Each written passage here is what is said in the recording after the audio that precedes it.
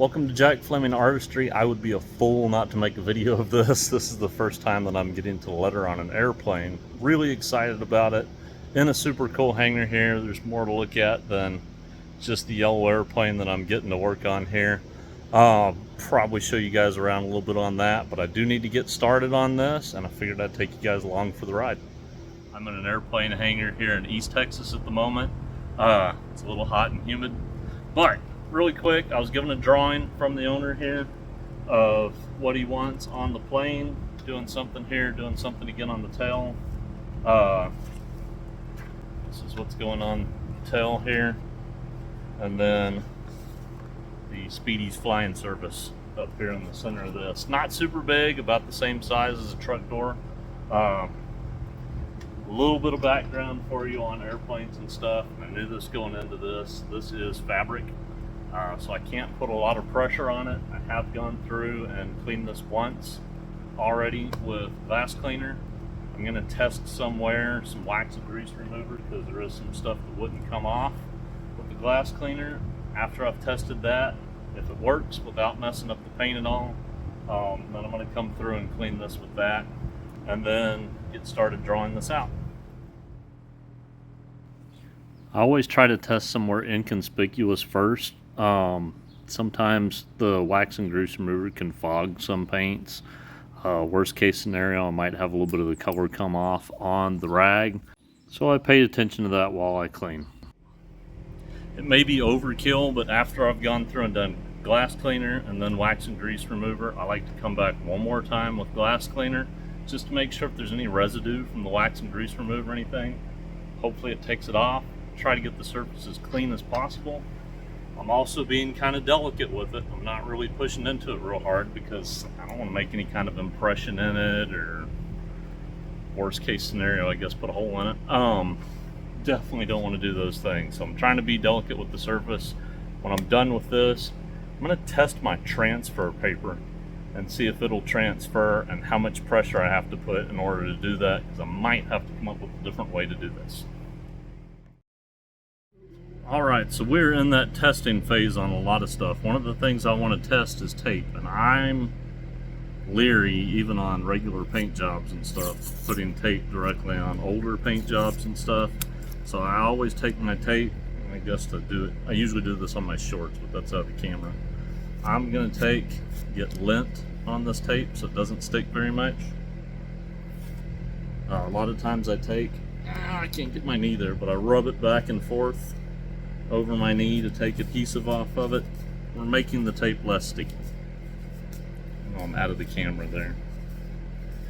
We want that less sticky. Being ginger with it, right? Okay. And I'm going to peel things at an angle, seeing no problems at all here. So,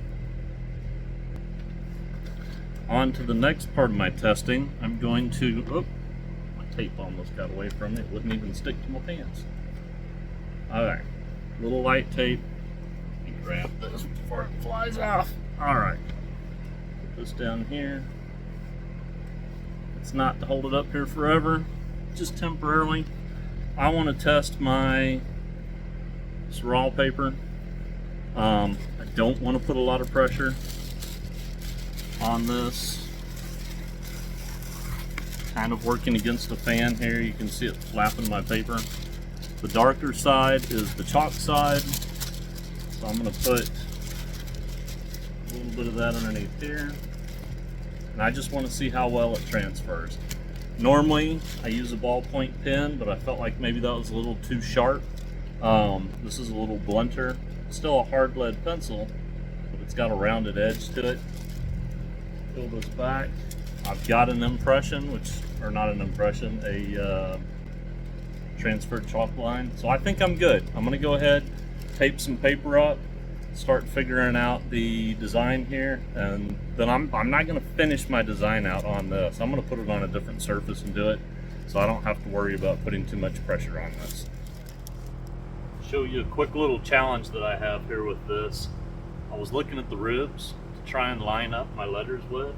They don't line up exactly with the stripe, because the stripe, if you can see it through the paper, you can see it here, right? way back here, it tapers. So I'm going to find the center of that stripe here, the center of it back here, run that as my line to base my letters off of, and see if that looks right. The whole idea of going off the center of that black tapered part there was kind of wrong, because whenever I stood back and looked at the plane, the top of that black line actually matches with the bottom of the windows.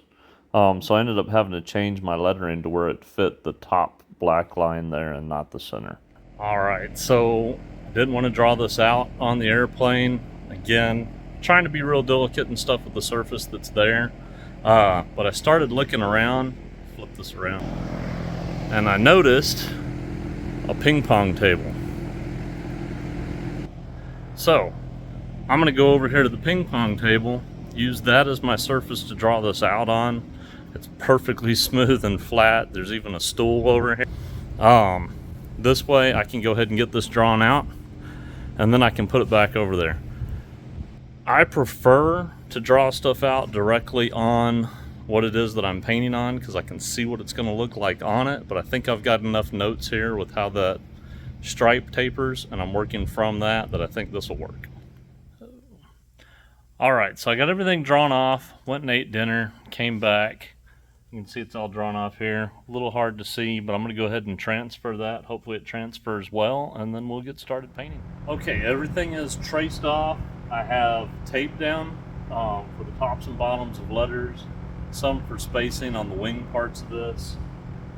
I usually use Scotch tape, but I really didn't feel comfortable with how tightly it was sticking to this surface. This seems to not stick quite as hard. It's vinyl tape. Anyhow, I'm going to go ahead and paint and peel this off, see how it looks. Okay, so we are using one-shot lettering enamel. Put a little bit of high temp reducer in it and a little bit of ChromaFlow in it, flow enhancer, just so that my paint works well. This black is usually really thick out of the can, and then on top of that it's usually really opaque. I have no problems typically with it covering in one coat, so it's kind of one of my favorites for black. It's a little harder to work with than some of the other brands, but works good. Notice I just spun all the mineral spirits and oil out of my brush before I start. That way my paint's not overly diluted. Personally think the design that we did for the lettering on this is really cool. The customer is the one that designed it. Showed you guys the sketches he gave me there earlier.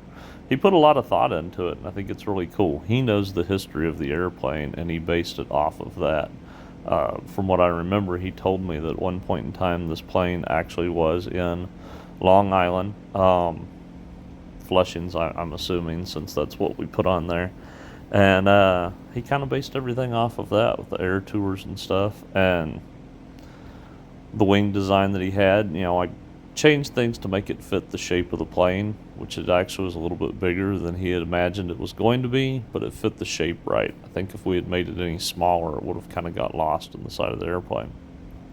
You can see here I'm peeling this tape to put my lines. There are a couple of spots that I had to come back and touch up because I had a little bit of bleed through, but working on a project this big, it's kind of easy to touch them up.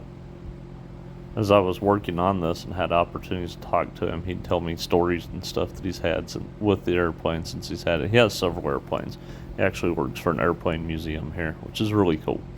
But he was telling me that, you know, they took this plane at one point and flew, I think he said, down towards Austin or whatnot to buy school supplies for his, I think it was his girlfriend's daughter, for school. You know, use it like you'd use a car. Get back and forth from place to place. I think it's pretty awesome. He was saying, you know, people think it's so cool with these, but people have thought it was cool since the 1930s.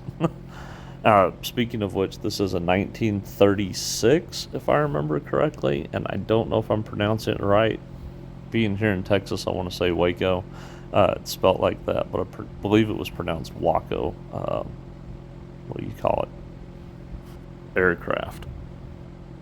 Something else to mention on the process here, you see after I pulled the tape, I filled in that one black part, and then I came through with the brush and just did a diagonal line across all of those to make a uniform, I guess, cut off for all those little yellow lines that come into the wing shape there. seemed like the best way to do it. Something else to mention that I like doing with jobs like this, since this is something from the 1930s, the signage that we're putting on here says 1941, I believe, as if that's when the company started there. Not sure if it was a real company, don't remember. But I went back into some of the speedball manuals and some other older lettering style books and looked for letter styles from the time period. Something I kind of like doing with these. If there was a business from a specific time point, I try to see if I can't pick letter styles from that time period. A little touch there to make it look, a little bit more period correct. You might notice too as I'm pulling these lines, as I'm painting these letters and stuff here, they look kind of short and stubby. The camera's actually facing down the plane. That's where it says Speedies, is actually pretty long. You'll see later on whenever we look at a straight on picture of it there. Camera distortion. Thinking of a few other things that the customer told me whenever I was here working on this that I thought was really neat. The museum that's there, the airplane museum, if I remember correctly, said it's the largest collection of working airplanes or running airplanes in a museum in the United States, which I thought was really cool. I want to say they said there's something over 70, and they sit there and fly them. It's really neat. You'll see a little bit of footage later on in the video of some of the planes. Helicopters, there's other places in town that I guess are owned or have been owned by the guy that owns the museum. Saw a helicopter on top of another business in town that's nothing to do with aviation. I think it was a coffee shop or something like that, but all kind of ties in. Kind of cool deal. Going back to the camera distortion thing, you can see in this that the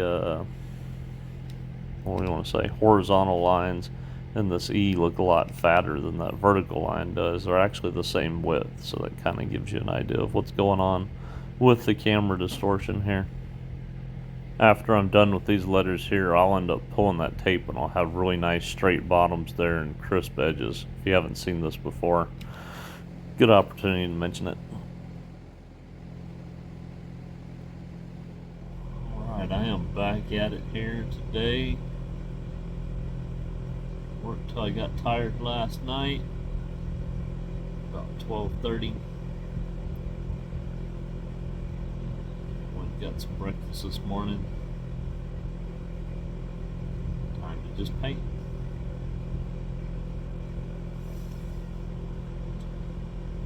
Kind of using this fat brush to do the fat parts of these letters first, and then I'm going to use a different brush to come and do the skinny parts. Not something I normally do, but with this letter style, it just seemed to make sense.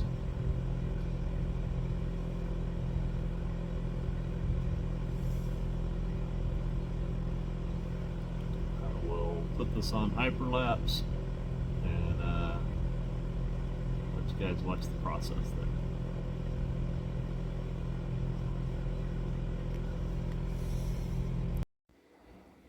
The brushes I'm using on these are a Max Series 169. I think I used everywhere from a size 2 to a size 8 on this project. Some of the letters are a lot fatter than some of the others. And the little stems on these letters right here coming across, the horizontal parts were really skinny. But it's a neat lettering style, and I thought it really kind of fit that sort of Art Deco time period that this would have fallen into. Kind of something to keep in mind when doing stuff like this and designing is what fits the time. Something kind of funny, and when I start painting the name of the location and stuff here, Flushing's Long Island. Whenever I first showed up and he told me what he wanted on here, and he told me Flushing or Long Island, it didn't really click anything to me. He said, like the TV show The Nanny. And from that time period on, the whole time I was working on this project, drawing out the letters, painting out the letters and stuff, kept having the theme song from that TV show in my head. If you're as old as me and you remember that from the 90s, then you'll know what it is I'm talking about. Alright, so I have the main part of the lettering done. Let me show you all that. or what I would say is the main part, on the side of the plane here. Here, let me scoot back this way. I can see. Looks pretty fitting, looks pretty good. I've got to do this tail section here now, and that's not the part I'm looking forward to. The reason is,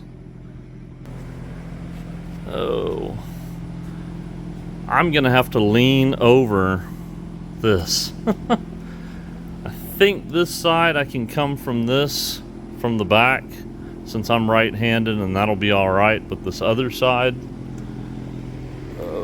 there, I've got to lean from the front, and it's gonna be a long reach, but I probably won't record a lot of it. I just don't think it's gonna be very pretty to watch. Me leaning over pretty far. Maybe some shots, but we'll see. Quick note, the Empire State Building that I drew on this was in 3-point perspective, so I couldn't line that up when I lined my design to trans. I had to make sure that the letters lined up with the letters that are already on the tail there to look right. Alright, it's kind of hot and sweaty, so my energy's a little bit low, but just finished. Want to show you guys this. This has been really exciting, really fun. I'm sitting here painting today, and helicopters have been flying in behind me, and I don't know that I've ever been that close to helicopter landing. It's been really cool. Let me show you guys the finished results on this.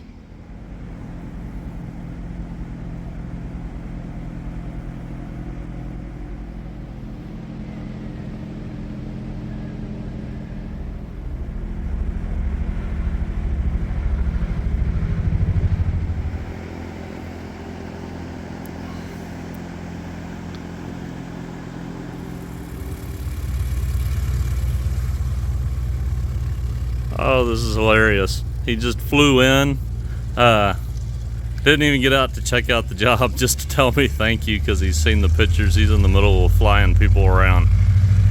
Oh, can't say I've ever had anybody fly in and pay me before. Alright, this really has been a blast. Thank you guys for watching. As always, if you can, hit the like button, subscribe if you want to see more stuff like this. Hopefully we'll have more stuff like this. Check out one of the 2 videos that pops up. My head's probably in the way. Go to the website. Help support the channel. Buy some t-shirts. Got t-shirts. Other stuff. There's artwork there too. See you guys later. Have a good day.